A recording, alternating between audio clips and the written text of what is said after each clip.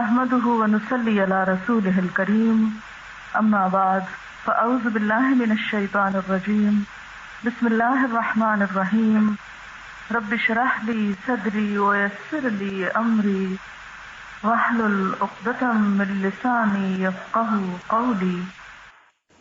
قرآن پاک میں اللہ سبحانہ وتعالیٰ کا ارشاد ہے،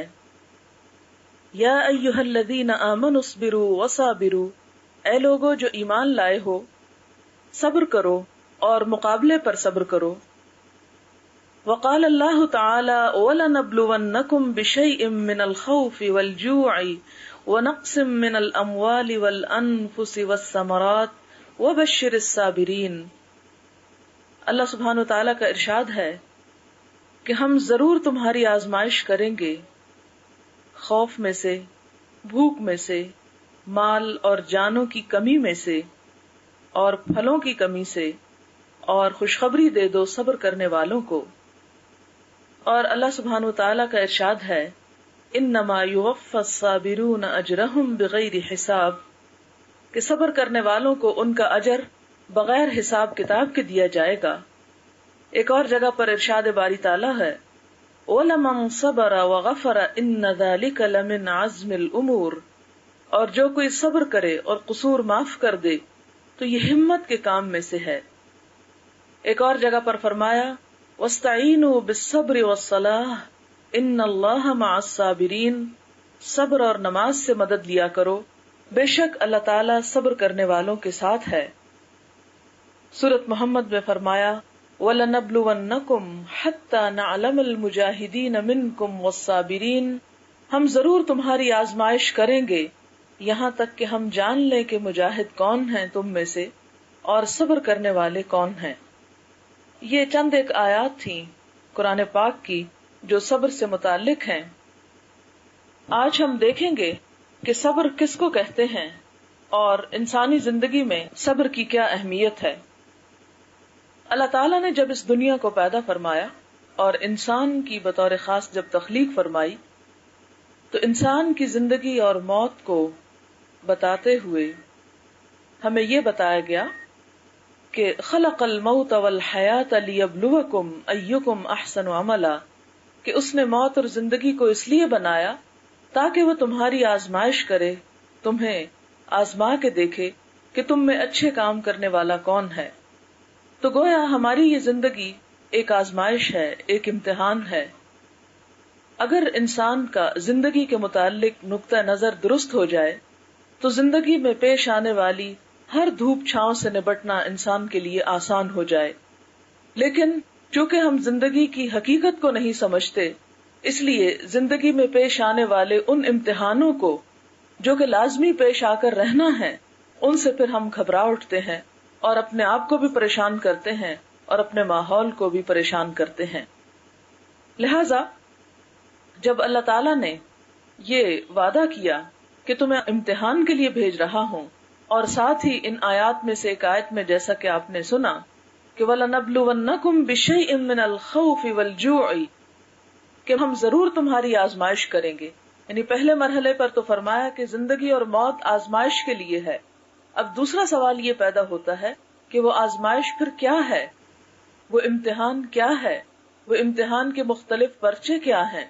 تو اس کے لیے مزید سورۃ البقرہ کی اس آیت میں وضاحت کر دی گئی کہ وہ امتحان کس کس چیز میں ہے۔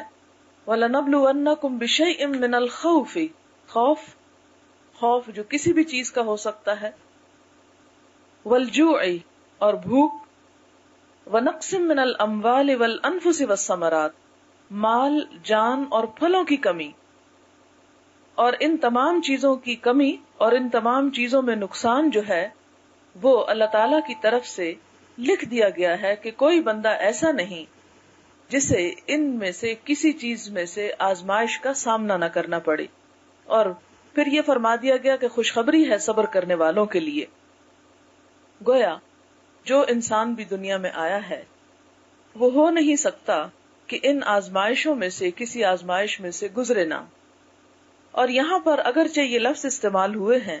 جیسے خوف کا لفظ استعمال ہوا ہے یا بھوک کا ہوا ہے، جو ہمارے ہاں بہت معروف لفظ ہیں، لیکن اس کے ساتھ ہی مال اور جانوں اور پھلوں کی کمی کا خاص طور پر ذکر کیا گیا، تو پھلوں سے مراد نہ صرف یہ کہ کھیتی باڑی ہے بلکہ اس سے مراد انسان کی اولاد بھی ہے. تو یہاں پر ان سب چیزوں میں نقصان کی بات کی گئی.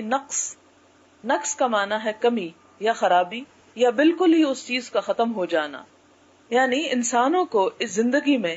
ان مختلف چیزوں کی، یعنی خاص طور پر جس کی طرف اشارہ کیا گیا کہ مال اور جان، مال کی کمی سے مراد یہ ہے کہ انسان کو جو رزق اور روزی دی گئی اس میں کمی بیشی کا ہونا، اور جانوں سے مراد یہ ہے کہ انسان کبھی بیمار ہو جائے، کیونکہ نقص سے مراد اگر خرابی بھی لی جائے نقصان کے علاوہ تو اس سے مراد یہ بھی ہو سکتا ہے کہ انسان کبھی صحت مند ہے تو کبھی بیمار ہے، اور وقت کے ساتھ ساتھ انسان کی جو قوتیں ہیں اور صلاحیتیں ہیں اور اس کے جو جسمانی قوت ہے اس میں کمی کا واقع ہونا، اس کی طرف بھی اشارہ ہے. اور پھلوں سے کمی سے مراد انسان کو جو کچھ اللہ تعالیٰ نے مختلف چیزوں کی شکل میں نعمتیں اور ثمرات عطا کیے ہیں ان کی کمی کی طرف یہاں پر اشارہ ہے. اب یہ ہے کہ اللہ تعالیٰ نے پہلے سے ہمیں وارن کر دیا کہ ایسا ہوگا، اس کے لیے اپنے آپ کو تیار رکھو، اس لیے کہ دنیا میں یہی تو تم سے دیکھا جا رہا ہے کہ جب اللہ تعالیٰ کوئی نعمت تمہیں عطا کرے تو تمہارا طرز عمل کیا ہوتا ہے، اور اگر وہ تم سے نعمت کو لے لیں یا اس میں کوئی کمی بیشی کریں تو اس وقت تمہارا طرز عمل کیا ہوتا ہے. اب آپ دیکھیں کہ اللہ تعالیٰ کی یہ دراصل رحمت ہی ہے کہ اس نے پہلے درجے پر ہمیں انفارم کر دیا. اس کے بعد اگلا سٹیپ یہ ہے کہ جب ایسا ہو جائے تو پھر انسان کا طرز عمل کیا ہو. ہم دیکھیں کہ دو طرز عمل انسان اختیار کر سکتا ہے. ایک تو یہ ہے کہ اس پریشانی کے اظہار کا ایسا طریقہ انسان اختیار کرے کہ جس کے اظہار کے بعد انسان کو پہلے نقصان کے ساتھ ایک نقصان اور اٹھانا پڑ جائے یا پھر کئی اور نقصان اٹھانے پڑ جائیں، اور اس طریقے سے پچھلے نقصان کی کوئی تلافی بھی نہ ہو. مثلاً آپ دیکھیں کہ اگر خدا نخواستہ کسی کے جان میں کوئی کمی ہو گئی ہے، یعنی اولاد میں سے کوئی ختم ہو گیا ہے یا عزیز قریب رشتہ داروں میں سے، ایسے موقع پر انسان کا بعض اوقات بڑا شدید امتحان ہو جاتا ہے، کیونکہ بعض لوگ زندگی میں اتنے ضروری ہوتے ہیں کہ انسان ان کے بغیر خود زندگی کا تصور نہیں کر سکتا. لیکن چونکہ ہر چیز اللہ تعالیٰ کی ایک امانت ہے، انسان اس کی مرضی کے بغیر دم نہیں مار سکتا. وہ جس طرح چاہے اپنی جس چیز کے ساتھ معاملہ کرے. ہم میں سے کسی کی یہ گنجائش نہیں، کسی کو یہ اجازت نہیں،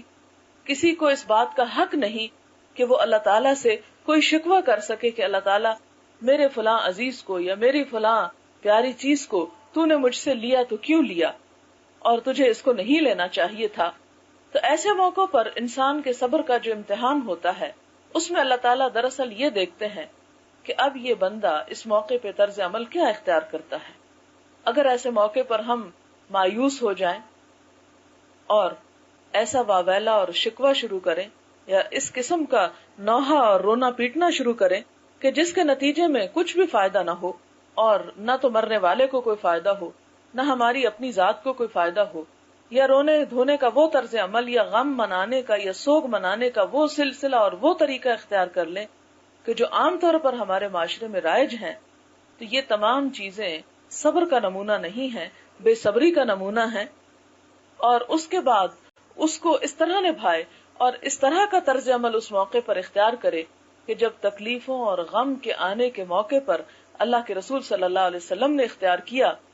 تو ہم دیکھتے ہیں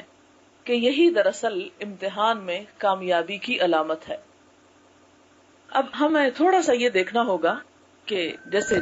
لوگوں کے فوت ہونے پر حضور اکرم صلی اللہ علیہ وسلم کا طرز عمل کیا تھا. آپ دیکھتے ہیں کہ حضرت خدیجہ رضی اللہ تعالی عنہا حضور صلی اللہ علیہ وسلم کو بے حد عزیز تھی، لیکن عین اس وقت وہ دنیا سے رخصت ہو گئی جب آپ سب سے زیادہ ان کی مدد کے محتاج تھے. اور تھوڑے ہی وقفے پر حضرت ابو طالب جو ان کے چچا تھے، جو آپ کے لیے بہت بڑا سہارا تھے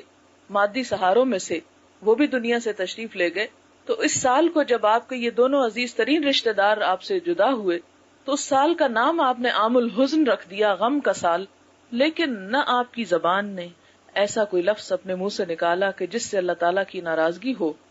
اور نہ ہی ان کے مرنے کے بعد آپ کے کام میں، آپ کے مشن میں ایک رتی برابر کوئی فرق آیا کہ ہاں اللہ تعالیٰ پہلے تو نے مجھے بہت سہارا دے رکھا تھا، اس لیے تیرا ذکر کرنا، تیرا نام لینا اور تیرے دین کو پھیلانا میرے لیے بہت آسان تھا، اب جب کہ تو نے میرے سے یہ دونوں مادی سہارے لے لیے